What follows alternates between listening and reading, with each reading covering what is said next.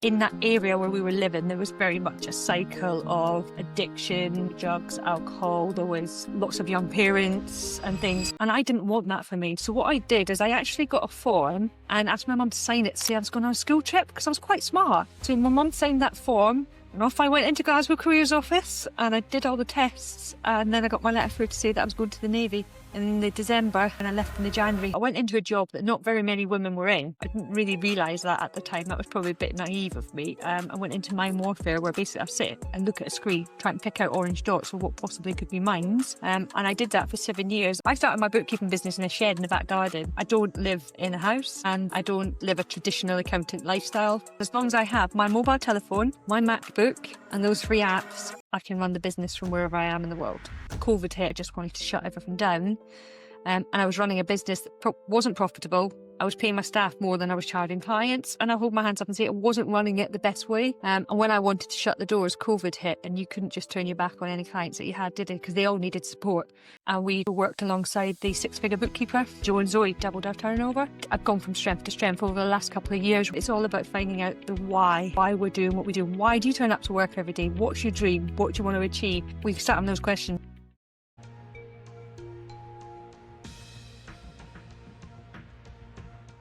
Hi, and welcome to another episode of When It Matters, the Mesh podcast. You've got myself today. My name's Derek. I am the partnership lead at Mesh, and I work with our community of amazing accountants.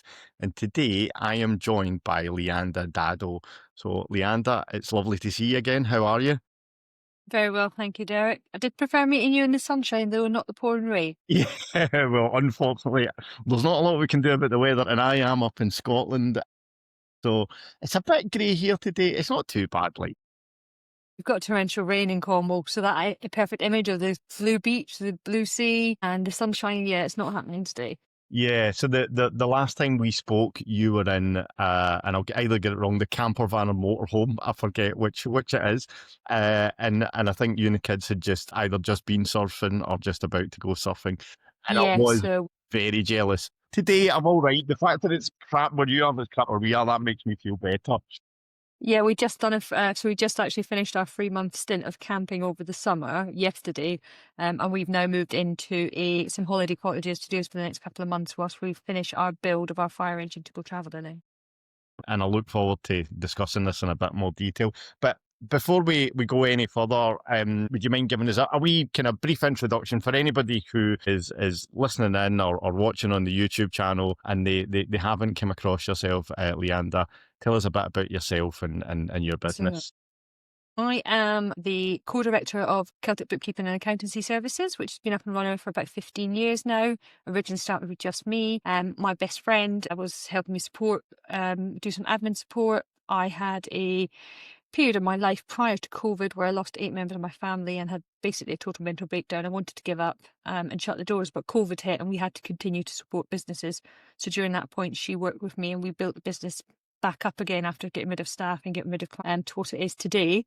Alongside that, I also am the finance director of a company called Life is Too Short, where we basically are all about helping people's voices be heard when they're gone, in will writing and lasting power of attorney. And we also have just launched an insurance arm to that, where we offer like life insurance, relevant life cover for company owners, medical insurance, etc. as well. Alongside that, I homeschool my 2 young children who are 12 and 13, and also run the social media side for our social media Instagram, where we share our lifestyle, because I don't live in a house and I don't live a traditional accountant lifestyle. It's what I call it. I'm not in the office 5 days a week, but my background was never in accountancy. I actually went off to the military at 16 and joined the Navy, and that's where I met my husband and found my feet in Cornwall 5 or 6 years after that. I ventured into banking, then got into accountancy after deciding I didn't want to work for anybody, and now I specifically focus on working with business that want to grow, that want to improve the processes, but also it's all about finding out the why. And it doesn't matter which of my arms that's in, even in the social media, it's about the why we're doing what we do. Why do you turn up to work every day? What's your dream? What do you want to achieve? We start on those questions, and it's about, I want to increase the hours for the staff at work, or I want to give the staff a pay rise. But in actual fact, what I want to get into is into the heart. Why are you turning up to work and what do you want to achieve out of it? And we help our clients at Celtic Bookkeeping grow their businesses so that they achieve their why. And that life is too short. It's about making sure that that why happens and you can tick off the adult to-do list and go and do your bucket list. Yeah. And Adventure Telu is about inspiring other families to do something. Adventure Telu stands for Adventure Family in Cornish, and behind every adventure creates a memory. And at the end of the day, when the bricks and mortar are left and the human being's gone, you don't remember the bricks, the mortar, the posh car, the whatever else. What you remember is the muddy puddles you jumped in, rolling down the hills next to the canal, the trip to France in the camper van, it rained, the wind blew everything everywhere. They're the things that you remember. So it's all about memories, and that's what Adventure Telu is all about. Cool. So many things there that I think we can delve into over the next kind of 45 minutes or so, and I look forward to finding out more about them. But let's go back. You joined the Navy, did you say it was? Yeah. Joined the Navy at 16. So what was the thought process in that? Do you come from a military So family or just? So I was adopted when I was a boy. I was adopted when I was a baby. However, it wasn't done legally. It was done in the back streets of Glasgow. That sounds really dodgy, but I kind of describe my upbringing as a bit of train spot and meet shameless. So to kind of summarise that up for you, I lost my younger brother at 33 to heroin, and there's only 10 months between us, and I'm now 41, so that was almost 10 years ago. And in the cycle of the area that I was brought up in, when we moved to Glasgow when we were 13, we moved out of the suburbs of Fort William, where we were in the countryside, we were in the cadets, we were out exploring, we were climbing Ben Nevis, we were swimming. So this massive city that, for me, I really didn't enjoy it. I got bullied quite a lot at school. I know you wouldn't think it now. I wouldn't say boo to a ghost, whereas now I don't shut up. So it was really, really difficult for me. I was not in that area where we were living. There was very much a cycle of addiction, drugs, alcohol. There was lots of young parents and things. And I didn't want that for me. So what I did is I actually got a form and asked my mum to sign it, say I was going on a school trip, because I was quite smart. So my mum signed that form. And off I went into Glasgow Careers Office and I did all the tests, and then I got my letter through to say that I was going to the Navy in the December, and I got the letter in the December and I left in the January. So Mum and Dad took me to Glasgow, put me on a bus with probably 70 wannabe Royal Marines, and there was me at 16. I think I cried the whole way to Plymouth. Oh, I don't blame you. I think I'd be crying even if I tried to do that now. But wow, that's yeah, like I can't even imagine at that age, because I mean, I am from Glasgow, born and bred, and a bit like you know, certainly when I was at school, certainly at high school, it was tough. You know, it was a tough place to be in, and I got bullied as well. I was always the smallest in my year. We were pretty poor. Because my dad was ill when I was growing up, and unfortunately passed away when he was 49. But yes, I can understand some of that stuff, and I kind of not to the same extent. I decided I wanted to get out of school early and went to college, but I had to get the school to sign a form to say that I could go as long as I stayed in full-time education. But I was very much of the same kind of thought. I just need to get out of this situation because it's not good for me. I think it was the best thing I ever done, or one of the best things I ever done. So you joined the Navy. How long were you in the Navy for, Leanda? I did 7 years. So my mum and dad had brought me up to work. My mum and dad had worked. Mum had worked multiple jobs. I'd worked in shops and ice cream vans and that from the age of 12. So I've never not worked. And they taught me to work as well. Whereas the area we lived in, it wasn't quite like that all the time. And don't get me wrong, I've still got friends from that area. Not everybody was like that. But when I went away to the Navy, I then pushed myself. I went into a job that not very many women were in. I didn't really realise that at the time. That was probably a bit naive of me. I went into mine warfare, where basically I sit and look at a screen, try and pick out orange dots of what possibly could be mines. And I did that for 7 years. I actually pushed through and became one of the first females to complete the promotion course. Brilliant. But was in a role that was very male orientated. And in actual fact, one of the reasons I left was because I got engaged to my fiance, and then suffered from a bit of sexism within the forces, and then moved forward to leaving the Navy after 7 years down in Cornwall, where me and my husband went on to build our first house. Awesome. And I left the Navy on the Friday and joined Barclays Bank on the Monday. So did you have the job to go to though? Yeah, you had that. I'd already handed in my notice. So I handed in my notice. I come back off my last deployment and spent 12 months working in the Naval Air Station in Caldrose down in Cornwall. So Ben was based there because he was part of the search and rescue diving instructors team. So he was down there. So the two of us were based in Cornwall for that 12-month period. I handed in my notice, did that job, and I started applying for jobs when I knew that I was coming closer to my leaving date. And yeah, so I left the Navy on the Friday and started with the bank on the Monday. Wow. And I suppose a bit of a cliche question, but what did you learn in the Navy that you've been able to transfer into Civvy Street? Stand on my own 2 feet. Yeah. So even at basic training, I got bullied. But yeah, being able to stand on my own 2 feet, and lessons that I've taken that possibly I didn't learn at the time, but I learned by reflecting back onto it, is in actual fact that those relationships that you make and those friendships that you make that matter will continue well on into Civvy Street. Like, we've still got friends now from, me and Ben actually served on the same boat together for a little while. And we've got friends that we had on that boat that we still have relationships with now. We still speak to them and whatnot. Chrissy Beard, one of our very good friends who I stole Ben from because they were best friends and I had to break their relationship up. He came out cycling with us when we did our recent Land's End to John O'Groats bike ride. We see them every time we go up there. We have closer relationships with them than we did with people than I did with people at school and things like that. So, and yeah, those friends are always there to help you no matter what. And also that had I been aware of maybe the behaviours that were happening, but as a young 20, 21-year-old girl, I didn't probably take as much notice as what I should have. I just brushed off the sexism and whatnot. Whereas in this day and age, it would be up in front of the High Court and whatever else. But I didn't. I just got on with it. And I think that's probably just the attitude that I have, is I get on. If there's a job to be done, I just get on and do that job, deal with everything else after. Yeah.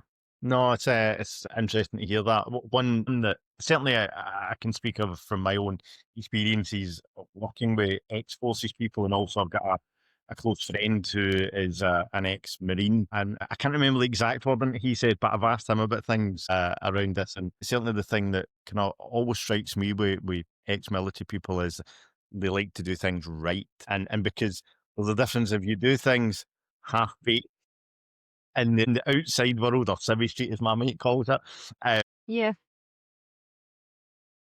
What's the worst that could happen? Whereas you do things wrong in a military environment, people's lives are at stake. So I've always, not to be over dramatic, but I've always found that you make, like, people who have been in the military have this, it's like things have to be done right, and they like process and all of that kind of stuff, which I would. And I think, yeah, that passes on to the accountancy, because I know that, like, our accountancy firm is not for everyone, but for those people that we do work with, we do work through building processes for them to understand. We have checklists to tick off. We work through them. I will ask them about the receipts that they can't find and have that conversation with them, which sometimes people don't. But also, I think as well, in the industry that I've chosen to go into, in the accountancy industry, and even expand that into my work that I'm doing with Life is Too Short, it's all about regulation and rules, the stuff that we've got to follow. And as much as we're working with our clients, we're also working to ensure that they follow those rules with ease, and that they're not going to end up in trouble. So, which is sometimes hard to get across to clients, is that the reason I'm asking this is because if a question gets asked in a few years' time, at least we know we've done our due diligence. And I think it can be really hard sometimes in the accountancy world to understand why we go through the processes that we do. Yeah. So you joined the bank, and then from that found your way into accountancy. How did that happen? At what point did you decide accountancy is where I see my future? So I joined in the bank in 2000, and me and Ben got married in 2009, and we decided that we wanted to do some travelling. So we left the bank and we went off to Scotland, to a little village called Araker, and we spent 6 months. Yeah, we spent 6 months on the Forest Holiday site, running the campsite and the 14 luxury log cabins, with a plan of going off travelling when the winter came. So after the midges decided that I'd been down south too long and decided to attack me, we then went to a campsite down south, and I was going to go off to Europe travelling. And during that point, I was doing my ICB self-study, because Ben had been doing electrical work with his dad, been doing the paperwork for him. So I thought, well, why don't I get a qualification in and I can do all of our own bookkeeping? Like a lot of bookkeepers do traditionally start, is that they are doing their husband's work and then they grow it into a business for them as well, because it's a role that you can do and you can fit it around your children. You can build a lifestyle business, which is really, really good. And especially more these days with the technology that we've got in place. So we went off to go travelling. However, a job came up that I thought would be really good as an accounts assistant in a solicitor's. So we gave up travelling, came back started in the October. The January I went in and got dismissed with immediate effect because I was overqualified for the role. They were shut down within a few weeks by the Solicitors Regulation Authority. So I think I possibly asked too many questions. Yeah, it sounds like you might have dodged a bullet on that one as well. Yes. So I vowed never to work for anybody again. And since then, I've been slowly building the practice up. Since 2010, been slowly building the practice up. And then, like I said, I had those issues back in 2019, 2020, where I just wanted to shut everything down. And I was running a business that wasn't profitable. I was paying my staff more than I was charging clients. And I hold my hands up and say I wasn't running it the best way. And when I wanted to shut the doors, COVID hit, and you couldn't just turn your back on any clients that you had, did it? Because they all needed support.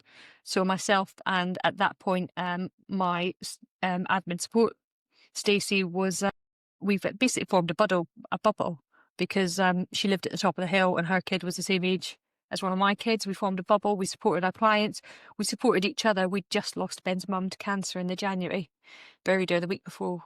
I think it was the week before lockdown. Very, very close to lockdown. So she was one of the last funerals we were able to give her a proper send-off. And we only had 4 weeks to say goodbye to her from diagnosis to death. So Stacey was there to support me through that. And we also worked alongside the six-figure bookkeeper, so Joe and Zoe. Know them? So we went through their process, their training and things, went through pricing and started changing the way we were pricing, the way we were working. So we lost half of our clients due to our repricing, but we actually doubled our turnover. And I've gone from strength to strength over the last couple of years. We've grown the team. We've had team changes like you always do. And we've also been finalists in the Zero Awards 2 years running, last year for Bookkeeper Partner of the Year, this year for our Community Impact Award. So we find out next week whether we have won that one. And we also got through for the Institute Certified Bookkeepers as their Large Practice of the Year finalist last year as well. So the company's going from strength to strength. And now that I'm doing the work alongside Life is Too Short, what we've also done then is basically myself and Stacey have joined it as a group because she's also done some additional training to allow her to support our clients with the will writing and lasting power of attorneys and things.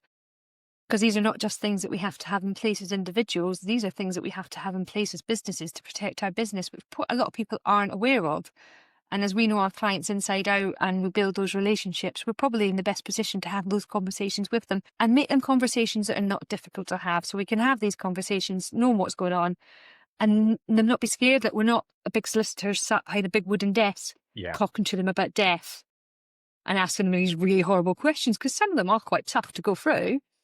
But we can do it in a way because we've got that relationship. For many of our clients have been with us for years. We've got that relationship to build on it and ask them the questions and know how they're going to react sometimes. And so we give that more personalised relationship. But it's all about the added services, like working with Meshed. We can add those services on that make sure our clients are protected, that make sure our clients have got the right advice in the different areas, but also helping them grow their business to what they want to. Thanks very much for the wee plug there to Meshed. I wasn't going to mention anything about it, but no, I totally get that. I want to go back, if you don't mind. I mean, it's obviously great to see how things have progressed and where you're at now, and the work that you've done with the six-figure bookkeepers and stuff. During that period when things weren't going so well, I think it's something that, almost all, if not all, business owners at some point are going to face some challenging times. Some will face multiple challenging times. Some will be a wee bit more fortunate. But talk to me about that period. When did you start to realise things were maybe not going the way that you wanted, and how did you deal with that? So Ben was running a really successful groundworks business. So money was never an issue being in the bank. Money was always in the bank. So Ben was working away hard. I was trying to get the business growing, and I was having to top up the bank account to make the wages payments at the end of the month. The software was starting to cost more than what was being charged out, and I wasn't recharging the software on correctly. So cash flow was getting really, really tight, and that's one of the biggest sides, isn't it? And the wages bill at the end of the month, it feels tight, or you can't pay the HMRC bill that next month, and you're literally going, well, okay, that invoice is coming in, that'll pay that. I'm working from invoice to invoice, but I was charging myself out and the team out at $12.50 and $17.50 an hour. It's not really any wonder, is it? Yeah. But you can be a great accountant, you can be a great bookkeeper. It doesn't mean you know how to run a business, because in actual fact, until recently, so I think 6FB slowly changed that, but I think until recently, none of the governing bodies told you how to run a business. You got your qualifications and off you go. So yeah, it was really... It's a really good point, and it's something that I think that the accountancy and bookkeeping profession suffers from. You know, a lot of people start an accountancy firm because that's what they think they should do, but actually don't have that real kind of, you know, business understanding, and they can get quite a few years in before they they kind of go, hang on a minute, this isn't really serving me the way that I was hoping it was going to, and then have to No. try and change things is more difficult. Was there ever a point where you were kind of thinking, okay, this is just not going to work, where you thought about closing the doors? So I've had 2 episodes of that. So when Sophia was probably two and a half, so that would have been 2015, 2016, I actually applied for a job and got a job working in an accounts company in one of the local towns. Local towns. We've only got one big town city in Truro. Off they went after being at home and working around them, and they would just go to the local nursery and stuff. It was like dropping them off at 8 a.m, picking them up at 6 p.m, 5 days a week. I think I lasted 4 or 5 months in there, and it really hit ahead when Sophia got quite poorly. So she had a immune deficiency. She was projectile vomiting 3-4 times a night, up to 5 days a week. So yeah, it became quite difficult. And at the point where I was thinking, in actual fact, I don't have the flexibility to not turn up to work, because if I don't turn up to work, I'm not getting paid. But if I was at home, then I could have done the work around it. Also, I turned up and was given a box of files and said, there you are, go and put that all on Sage. Well, in 2015, I was using Xero. I was using Dex, which was Receipt Bank back then. We'd been using these softwares since they launched in the UK. So to go and I was already in a position where I was having regular contact with clients. So to go and just get given a box of paperwork at the end of the VAT quarter, I was like, what's this all about? What do you mean I can't pick up the phone to the client? I have to get an email to you and then you approve it and send it out. I wasn't having that client relationship. So I decided that probably wasn't for me. So I went back to the business, and I hadn't shut it down. So it was still ticking over a little bit. So I was doing both alongside each other. A glutton for punishment. I always like to be busy. Then in that 2018 to 2020 period, I actually just had total mental breakdown and didn't want to continue. I was suicidal. I didn't want to continue with life. Me and my husband had both hit rock bottom after losing 8 members of our family over 2 years. In 2018, I lost 2 brothers within the space of 7 months, and Ben lost his sister. That's enough for anybody to cope with. And then we lost our aunties and uncles, and then it culminated in the loss of Ben's gran in April, and his mum got diagnosed with secondary bone cancer 5 days before Christmas 2019, and we lost her on the 15th of January 2020. So we both just had enough. We bought a camper van, shutting the business down, and we were going off. We picked our camper up a few days before. So Mum got buried the month before lockdown. We went and picked up the camper van and got away for 2 days, and then they announced lockdown. And I was shutting the business. It was just me and Stacey, and we'd been in discussions about what we were going to do, and did we do anything, or if we were going to do it, it was going to be really slow. And then we couldn't. And I really wanted to shut it down. I didn't have the mental ability to carry on. I was tired. And in actual fact, we've gone through a massive period of growth, big, massive clients, lots of changes in processes. And I can feel myself getting to that stage where I'm feeling physically and mentally tired again. So I know it's time to take a break. Mm-hmm. But that's great because Stacey's back now from her summer holiday, so I can take my foot off the pedal a little bit, and we share the load again now that she's had a good month in Bali and is all refreshed. But I think that cycle will come. As a business owner, I think there's always going to be times where maybe don't want to shut the doors, but you it's always a mountain and you're going up and down it. There's a business, I don't know any business that just runs like this. We're always in a mountain range and you're always up and down, but the more that you learn from the last fall, the easier it is to pull back up out the next one.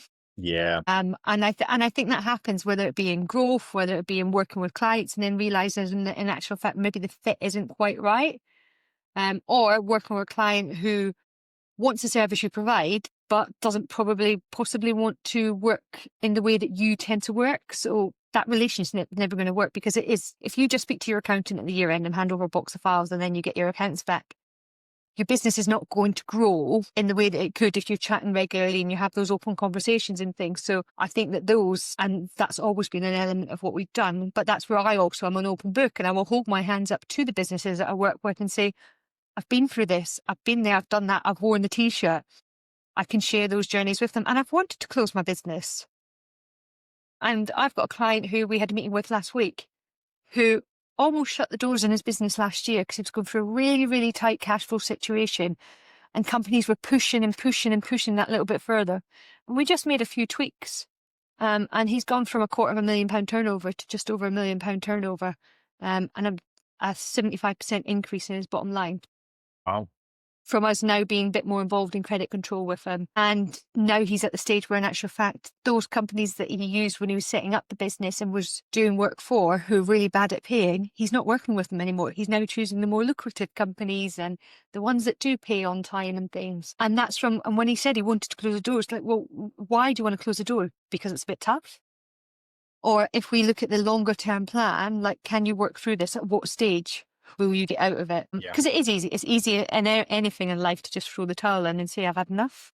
Yeah. No, I totally agree. And I mean, certainly in my own business, there's been some lessons learned over the last couple of years. And like you say, each knock that you get, each bump in the road, kind of, you learn from it. And the next time around, it's just a wee bit easier. Like, because you got, like, I've been here before. I know that I can figure this out. I know that there's a way through. And almost everybody that I speak to who's been successful in business, or they've got similar things, there's always been so many moments where they could have just packed it all in. But for some reason, whether it's that we're all just insane or something. I think every business owner has a little bit of craziness inside them, because you've got that want, haven't you? And there's nothing wrong with people that don't want to run a business. And life wouldn't be life if we weren't all different.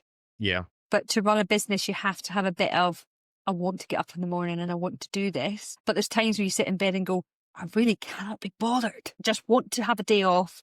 And you can't have that day off because there's something in the diary or things. And it's really hard for me, because some people might see some of my Instagram and stuff on Event Taylor and go, she's never in the office, she's always working.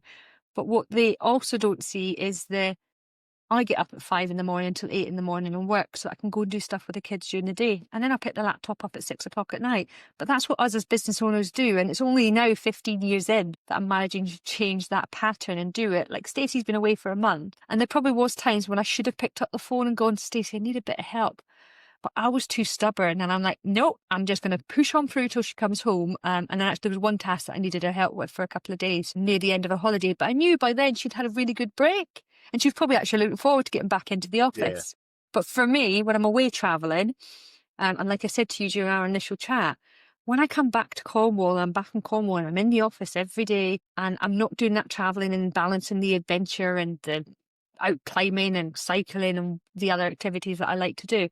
I literally do feel myself, and I get back into that cycle of 9 till 5, 9 till 9 in the office, on the hamster wheel, doing the same thing day in, day out. But I know that when I'm here in Cornwall and I'm doing that extra work, that when I go away, it's a bit more easier for me to be a bit more flexible.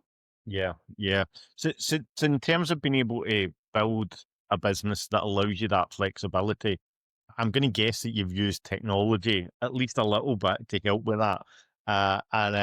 Being a tech startup, we love talking about that meshed. So tell us a little bit about your tech stack. What are in fact, let's what about doing it this way? What's your 3 favorite apps or bits of software that you use in the business that you couldn't be without? Receipt Bank, now Dext.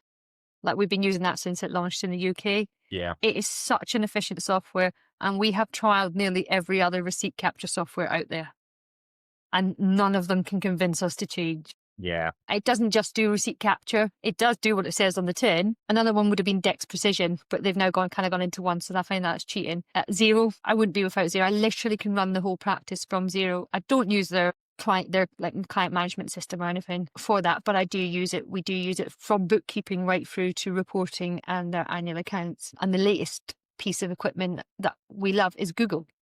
And that sounds really simple, but in actual fact, with Google, our emails are linked. We've got an app called Hiver that pulls it in, so we've got one inbox, but we can share it between the team and sort the work out and add comments for each other. I can do my meetings online wherever I am. I can track the calendar. I can share the team's calendar. We can literally, the team can be in the office working, and if they've got an issue, we can set up a Google Meet and be on a call in minutes. We don't need to schedule it. We don't need to wait for the broadband to pick back up and cook up. Most of the time I work off of a mobile router if I'm abroad travelling or even in the UK. But yeah, without those three bits of equipment, the business couldn't function. But what I say is, as long as I have my mobile telephone, my MacBook, and those three apps, I can run the business from wherever I am in the world. Sounds good. Yeah, three solid bits of software that I'm sure a number of accountants will have. So I've always been Microsoft for all of my Yep. emails and stuff like that. I still do have a Microsoft account, but the clients that I work with almost exclusively Gmails. It's taken me the last 2 years. I've been slowly but surely getting there with Gmail. There's still certain bits that like drive me crazy within it, but I do love it. And actually, yeah, there's so many just good bits and little things that can help you to be more productive, isn't there? So even my children are using it for their homeschooling. So they're 12 and 13, but they've Sophia's 12. She's embarking on 2 GCSEs this year, which is the same as standard grades in Scotland, and Liam's doing 3. All of their work is done through Google Classroom. Yeah. All of their notes are done on Google Notes. So it works for a multitude of businesses. We also use it in Life is Too Short. So we do, but those apps work with me to the point that I was able to cycle Land's End to John O'Groats with my 2 children over 72 days and still run a business. It wasn't perfect. We had issues, like me being the only person in the team that could assist with the payroll and things, could make it difficult at times. And you wouldn't believe, in actual fact, the amount of internet issues we had in cities. No, I would definitely believe that. Well, I say I would believe it, but it drives me bananas, particularly when I'm in either Glasgow or London. And I'm like, how can I be in these major cities and have crap internet? It's just Manchester, we couldn't do a video call really. because the internet was so bad. Yet we were cycling through the Highlands of Scotland and I was doing a video call on my telephone, clear as day. So this is one for Yeah. anybody that's listening in there. What's the UK's worst city for internet connectivity? We'll chop this up into a short or something, I'm sure, and Yeah. put that out there and see what others are saying. Manchester folk, do you want to defend your great city, or are you in agreement and anywhere else? Cool. I think Manchester was the worst place that we had cycling for internet. Even in the outskirts of Cornwall and the back roads of Cornwall, I still had a signal most of the time. But yeah, coming through those 2 days that we were in Manchester, it was mind-numbingly slow. Yeah, the other one, and I will go down a rabbit hole if we go here, is how terrible it is to get internet when you're on the trains in the UK. I can't understand how we've not managed to figure that out yet. Have you been on a train from Cornwall at all? Not from Cornwall, but I regularly get the London to Glasgow, and that first bit between London and Warrington Bank Quay, like, there's just no point. And I just think, like, how can we be this close to the centre of the universe in terms of the UK and not have a signal? We don't tend to get much of a signal from Cornwall, covering the whole of Cornwall, right through until you get over the bridge into Devon, and then it's patchy. So that 5-hour train ride to London, you might get 2.5 hours work sometimes, and depending on your mobile phone provider as well. So I actually have a Vodafone mobile phone, but have an EE router. So I've now got to the stage where I have to carry both with me because I use whichever one I'm going to get a signal with. Yeah. Cool. So something I wanted to go back to. You mentioned the 6-figure bookkeepers, which, as I say, I know them not in any great way, but we've had a couple of conversations. There's a lot of good conversations going on where 6-figure. Jones, they've changed the face of support. Yeah. Didn't they? So tell me about it, because it does sound like, back around 2020 time when you were really kind of thinking, is it time to close the doors? As much as I'd never like to say COVID actually would have been a good, it wasn't a good thing, but there was some good things came out of COVID, in terms of working remotely and stuff like that. But it sounds like the kind of tie up with six-figure bookkeepers was quite instrumental in where the business is now. Is that fair to say? Yeah. So just for clarity, I am one of the 6 FB ambassadors. So I've been through their program. I'm very active in their groups and things. But when I signed up in 2019, we were planning on doing a bit of traveling and stuff, and doing a bit more traveling. We weren't quite going off to the extent that we do now. Ben's mum hadn't got poorly at this point. So I'd signed up, and in actual fact, things were a bit tight at that moment in time. We'd been through quite a tough time. So I actually pinched the money from the children's saving account and paid for the course. I've paid the children back now, don't worry, and they get interest. So so I did that, and that course, it actually made me realise that I was good at what I did, but I just didn't believe myself. Okay. And that was the biggest. I didn't believe that I was worthy of charging 30, 40, 50 pound an hour, depending on what the work is. Yeah. And even in 2015, when I went to work for that accountancy firm, they were charging me out at 37.50, and I still felt that I was guilty of charging £15 an hour. And the course then made me realise that in actual fact, maybe there was other softwares that I could use. So at that point, I went and tried Go Proposal, and I run a software for. I'll never forget. I was on a call with Joe and with Joe. There's a few other members on there. And we were going through pricing, and I was like, "Well, I've got like this client I'm doing 200 receipts a month for, daily sales, and it's like they're paying me 200 quid a month." And they were like, "What?" They were like, "Right. And let's pull out and work out what it should be." And it was like well over £1,000. I was like, I can't do that. They were like, "Well, if you don't do it, then you're working for nothing. And in actual fact, you're paying people to do the work." And that kind of made me realise that in actual fact, and when I went through that pricing program with Go, and I used Go Proposal, James Ashford's books for any business owner, not just accountants, are amazing, because in actual fact, they do help change your mindset. Because at the end of the day, it doesn't matter what business we're in. We're all selling a service or a product. Yeah. So it just helps you actually realise, in actual fact, the value behind what you're doing, and that you are actually doing it. So it changes your mindset a little bit as well. So you never think of an accountant selling something, but every accountant is selling their services to different and to the same people. So working with them, I worked through that, worked through the pricing and everything. And it wasn't just me, because Stacey was part of the journey as well. We obviously discussed a lot of stuff and things. So then when COVID hit and we were going to continue operating, Stacey came on board and we set up the limited company, and we came in as co-directors. And with 6FB, we kind of changed the whole blueprint of the business, where we went from working for an hourly rate to charging fixed fees based on transaction volumes, reviewing prices. Oh, my hand up and say I'm still not the best at reviewing the prices regularly. So it's one of those jobs that's on there. I call it the aircraft list, or the helicopter list, that like when you're looking down on the business, the jobs that you want to do, but then when you're in the trees, the jobs that you need to do just to keep things moving. Yeah. And the two lists are different, and it's trying to find those balance between them.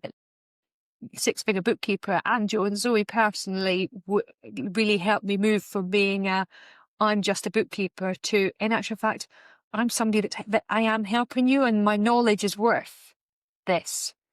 And it's the same in the cleaning industry. Look at the cleaning industry. You don't get cleaners for £10, £15 an hour, do you? No, you definitely. 25, 30, 40, because you're not just paying for them to do the cleaning. You're paying for them to turn up with everything. You're paying for the staff and all of that. You're paying for the wealth of knowledge of the products they're using, won't damage your kitchen worktop and stuff like that. And I think that's where the industry has changed as well. And for us as bookkeepers, our practice is mainly bookkeeping focused. So the accountancy kind of comes on the end of it, because for businesses to grow, they need the good foundations, which is good bookkeeping.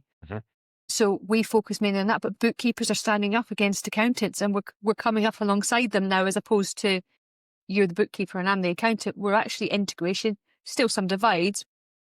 Six-figure bookkeeper definitely helped in bringing those two sides together. There is other accounting coaching programs and that out there. I've tried a couple. Six-figure bookkeeper is the only one that I've really stuck with. And they really do offer even free support that they have, like all the webinars that they do and everything. Are really, really good. And now they've got support from the softwares as well, because they're growing so quickly and they've got so many followers across the world, not just in the UK. In actual fact, the software companies are coming to them and working with them. So like today, we just had a webinar on Dext, and it's nice to go and watch it, because it just helps us see what improvements have been done and where we need to be maximising our efficiencies in it. But they're also open and honest. So Joe and Zoe will tell someone if the program's not right for them. Yeah, which is really good. Important.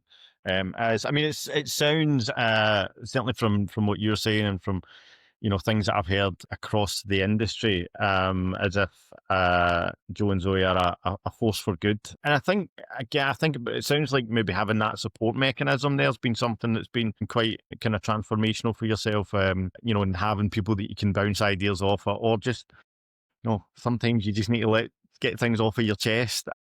Business is lonely, isn't it? It can be. Even like having Stacey as my right-hand woman, and us two being there to support each other. Sometimes you just need to let it off. Like we've got a WhatsApp group with some bookkeepers and accountants. And if I'm having a crap day, I can go in there and say, blah, blah, blah, and it doesn't matter. There's no judgment. And in the six-figure bookkeeper group, there is there's a very little judgment goes on in that group. And if Joe and Zoe see it, they stamp it out, which is really good. Whereas in other groups that we've experienced, there is a bit of that. So having that ability and being able to, I will go into the Success Lounge Facebook group and I'll share when I'm having a bad day, and I'll share that in actual fact we've lost a client, or I've had to go through a disciplinary with a team member and whatnot. And as much as it's called the Six Figure Bookkeeper Club, not the six figures about earning six figures. For some people it will be, but for others it's about the lifestyle. It's about dropping the kids to school. It's about if the kids are sick, not having to worry about taking a day off.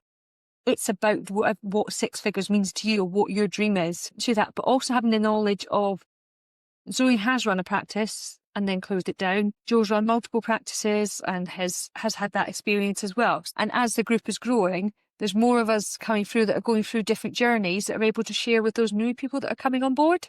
Like just in the last couple of weeks, I've had a veteran reach out to me. They're leaving the military. They see that I've got an accountancy firm and I'm ex-military. Could they have a chat with me about how the transformation works and how it's gone and things and whatnot? And one of the first things I recommended to them was to come and join the group as well. So I'm conscious of time because I know that we've got to wrap up kind of certainly within the next 10 minutes because both of us have got other meetings to go into. I mean, to be honest, and I knew this was going to happen, Leanda, we could probably talk for the next two hours and I would still have loads of stuff that I'd be wanting to find out. Your story is fascinating. What's your plans for the future? Do you have a set plan? Do you have something that you're driving towards? So you know that I'm converting a fire engine, but I really want to sail around. No, I think I must have missed that part. So we sold our house in April last year, relieved a lot of financial pressure. We'd spent 15 years building that house alongside everything else that was going on. So I started my bookkeeping business in a shed in the back garden. Liam was born on the 29th of December. It's not really a great date if you're a bookkeeper or accountant's child, is it? No. Like coming into crazy January. But there shouldn't be many more crazy Januaries with Making Tax Digital coming, should there? So yeah, so I kind of didn't take maternity leave. I kind of worked the majority of the way through. So the plan is that already I'm travelling with the children. So we're converting a fire engine. We bought it in April last year. We picked it up from the company in Doncaster who built our body, Motorcraft, so they sprayed all the truck for us. So from the outside it looks done. However, on the inside it is a white clinical shell. But am I allowed to plug my Instagram and Facebook? Yeah, plug anything you. Yeah, so if you go to Aventurelu, which is Alpha Aventur space No, I'm going to write this down just so what was it? Aventur Peylu.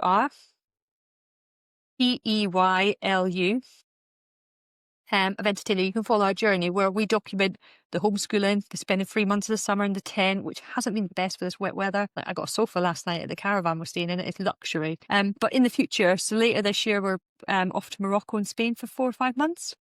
I'll still be working. I'll still be running the business. I just won't be in the office. But no doubt there'll be some drama because we can't do anything without drama. We sailed with friends to Plymouth last week and left our keys in Plymouth and had to break into our own vehicle. Yeah, that happens quite regularly. Like I've lost my keys. I have to go to Stacey's office or Stacey's house to get the keys to the office because I've obviously locked them in the office. Yeah. So you can share the ups and downs of that. But eventually, once I've got the Celtic bookkeeping to the level where we would like it to be, which is a little bit bigger than what it is at the minute, but we need to go through a bit of a refinement process at the moment. Life is too short, is functioning, and I can work fully remote as the finance director then.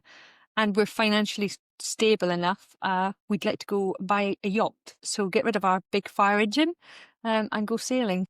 Because as much as we were on grey warships, we never actually got to use the flappy things. So we're off to do our day skipper course in October. It was our 16th wedding anniversary last week, so we went out for a day sail and things. And so eventually, I want to sail around the world. So everything that I do is to get me that step closer to the next travelling adventure. And it's all about adventures, the trucks to get us to where we want to go to do stuff, whether it be Via Ferrata in Spain, whether it be spending a ski season in Andorra, whether it be mountain biking through the Alps in the summer. It's about getting to where we want to go to do those activities. And it'll be the same with the boat. It's about going to the countries that we want to go and see and go and experience things. And every experience and every adventure creates a memory. Yeah, and it sounds like the businesses are also a vehicle to allow you to do the things that you want to do as well. Which, so yeah, I am very jealous. Like, I suppose I could homeschool my children. Well, my wife's a teacher, so like she could actually teach them. I think that would be interesting. I'm sure you found that teaching your own children is Initially, initially I tried to teach them. I didn't. But what I will say is that homeschooling has many different views, many different options. So there is homeschooling that goes on where children are not schooled, unschooled, follow, do what they want to do. There's homeschooling that goes on where they join online schools, and that from 9 till 3 they do. Our kind of ethos is a bit of both. So the children have to obtain a minimum of 3 GCSEs, maths, English and science. But Liam and Sophia are 12 and 13, so they're a year and 2 years behind starting GCSEs at schools. But in actual fact, between them, they're starting their GCSEs this year. So Liam and Sophia are both starting maths and science. And Liam's also starting his English GCSE. So they got the opportunity to do them early. And then they're doing self-taught courses, which they do photography and graphic design, because that also feeds into Evento Telu. And Liam's designing some T-shirts for our online web shop and stuff. So they're really teaching those skills. But homeschooling is not COVID schooling. Yeah. It's totally different. And I don't do any teaching. I have a business that pays me enough that I pay tutors to teach them. Yeah.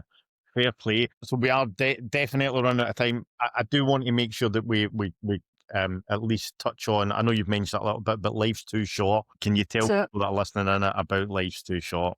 So Life is Too Short. The co-founder Jay, come to me last year. It's like, I've got an idea. She's had experience in will writing, lasting power of attorneys, insurance and that for many, many years. And she's like, she handpicked a team of us who all happen to run our own business in different arms. So I do finance. We've got Emily does creative design, so we bring her in to do some work for us under that, and she does like all the processes and system setups. And then we've got Billy, who does all the creative and the images, and then we've got Jay, who's just like the face. She goes out and she shouts about it. So Life is Too Short is there as a vehicle to help support individuals and businesses protect their voice, because none of us know what's around the corner. And having experienced it firsthand, you could think that everything's all right, and then 24 hours later somebody's gone. And the process in Scotland, England and Wales, as much as we don't cover Scotland at the moment, we do have linking relationships with people up there. The law is that if it's not written down and it's not in a will, or there isn't a lasting power of attorney in place for somebody to be able to make those decisions for you, it comes down to the government, the medical team that are treating you, etc. So it's all about like getting people's voices heard when they can't. Yeah. So we help people set up the protection that they need so that if something happens to them, their choices are known. Yeah. And it's a really difficult thing to do, like asking your best friend, can they be your lasting power of attorney, and can they make the decisions for you if something happens to you medically and you're not of sound mind? Can they look after your finances for you? And that's a big responsibility, but also it's either them or it's somebody that the government chooses. Yeah. Yeah. I think so, and the same, yeah. With that is a really good thing. I'm sure most people that are listening or watching will have had or will have heard of experiences where people haven't actually been able to, or just haven't had the foresight. Look at the what they do. A big one that's been in the public recently, isn't it? Is Liam from One Direction. He didn't have a will in place. Yeah, and it doesn't matter whether you've got one child and no money, through to multimillionaires. The decisions are made based on that. But it doesn't just impact you as an individual. This is why we offer it at Celtic Bookkeeping as well. And we have Stacey, who's also trained as a will writer, is that in actual fact, it impacts your business as well. So if you are a director of a business and you have an accident and you are incapacitated and you're in a coma, you can't make any decisions without having those people there to make the decisions for you, then you can not, I'm trying to word it in a way that's understood, like your business can stop. You can't pay the wages. Yeah. Just look at Kate Garraway. Her husband's business basically stopped because he didn't have that protection in place. These are high profile cases, but we've worked with people and I've had fellow bookkeepers and accountants who've had to pick up the policies after this as well. But it feeds in both ways. So we help them with the paperwork and the to-do list of getting it protected, so they are. But then we also help them with the protection so that they're relevant life cover, which is tax deductible. Put it through the business. The business pays for your life insurance should something happen, your private medical cover. Everybody knows how hard it is to get a doctor's appointment these days. Yep. It's really, really difficult. My little girl went to the NHS doctor today because we tried to get an appointment probably 10 weeks ago. But we've actually put in place private medical cover since then. So my little boy needs an appointment and I couldn't take her on the private medical cover for it because I'd already reported it through the NHS and requested that appointment so they wouldn't see her. But what happened is my little boy, I literally went on my app today and I've got a video consultation with the doctor tomorrow morning. Yeah. These. it can be so much better, actually, if you can afford it, obviously, to Yeah, do that. and that's it. And if those people that can afford the insurance benefit from it, then the people that can't have got more, the doctors in the NHS and that have got more capacity to support and help them as well. Yeah. No, listen, that's been absolutely fantastic. I have loved speaking with you, Leanda. I think your story's fascinating. I think your outlook on life and stuff is just inspirational, and I'm really looking forward to working with you to help some of your clients with Meshed as well. But we'll talk about that another time. Yeah, no, that's my one thing would be to anybody is that there's a journey to get everywhere. And it doesn't matter whether the journey feels like it's going up or it's going down. There's always thinking about the end goal will help you realize what you need to do now. And never just, it's quite hard. It's quite easy to get stuck in that little box. Everything's not great for me all the time, but I have to think about the up times. And I know that as much as maybe if at times I'm going down, I will pick back up and I'll sort that problem and work through it. But find your tribe, find the people you can relate to and speak to them and share it with fellow business owners. If you find an accountant you can speak to, someone that you want to have a conversation with, or just a friend that's actually got a business and maybe understands, and because it can be lonely. But as well, look to how you can improve what you want to improve in your life and feed that back into the business. Because at the end of the day, that business you're running because you want to achieve something. You don't want the business running you. Yeah, absolutely. Leanda, thank you so much. Look forward to speaking to That's you all again right, soon. Derek. Take care. I'll speak to you soon. Bye. Have a great time. Bye.